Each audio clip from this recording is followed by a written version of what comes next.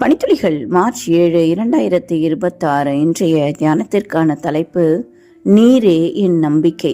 தியான வசனம் சங்கீதம் 71:5.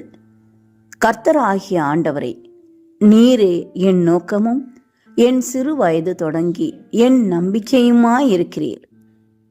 மாடி குடியிருப்புல திடீரென்று தீப்பற்றி எரிந்தது.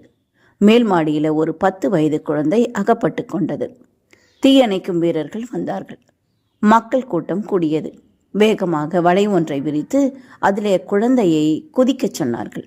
ஆனால் அந்த குழந்தை குதிக்கவே இல்லை. பிறகு ஒருவர் மெலிந்த உடலுடன் தன் கரங்களை நீட்டி வா என்று அழைத்தவுடன் சற்றும் தயங்காமல் மேலிருந்து குதித்து உயிர் பிழைத்தான். மக்கள் கூட்டத்தில் இருந்த ஒருவர் வந்து அந்த சிறு குழந்தையிடம், திடகாத்திரமான தீயணைக்கும் வீரர்கள் குதிக்கச் சொன்னார்கள், நீ அப்போதெல்லாம் குதிக்காமல் இப்பொழுது மெலிந்து நலிந்து போன ஒரு நபர் அழைத்த உடனே எப்படி வந்தாய் என்று கேட்டார்.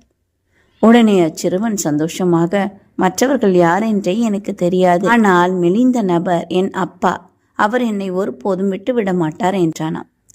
ஜனங்களே, எக்காலத்திலும் நம் பரம தகப்பனை நம்ப வேண்டும். ஜனமே, நாம் எக்காலத்திலும் நம் பரமபிதாவை நம்ப வேண்டும். அவர் நம்முடைய அடைக்கலமாயிருக்கிறார். அவர் நம்முடைய தேவன். ஒரு சிறு பிள்ளை தன் தகப்பனை கண்மூடித்தனமாக நம்புவது போல நம்முடைய பரம தகப்பனை நம்ப வேண்டும். நாம் நம் வாழ்வில் ஒருபோதும் சந்தேகம் கொள்ளக்கூடாது. ஏனென்றால் சந்தேகம் நம்மை ஏமாற்றிவிடும். சந்தேகம் நம்மை திசை திருப்பிவிடும். சந்தேகம் நம்மை மனச்சோர்வடை செய்யும். சந்தேகம் நம்மை தீட்டுப்படுத்திவிடும். சந்தேகம் நம்மை அழித்துவிடும். ஆதி இஸ்ரவேலர்கள் எகிப்திலிருந்து கானானுக்கு புறப்பட்ட பொழுது 6 லட்சம் புருஷர்களாய் இருந்தார்கள். ஆனால் புறப்பட்டவர்களில் கானானுக்கு சென்றடைந்தவர்கள் காலேபும் யோசுவாவும் மட்டுமே.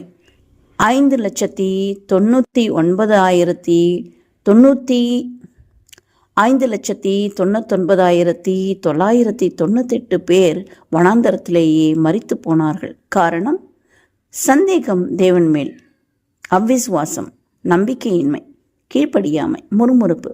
நாம் இந்த பாவ உலகத்திலிருந்து காப்பாற்றப்பட எக்காலத்திலும் கர்த்தரை நம்புவோம்.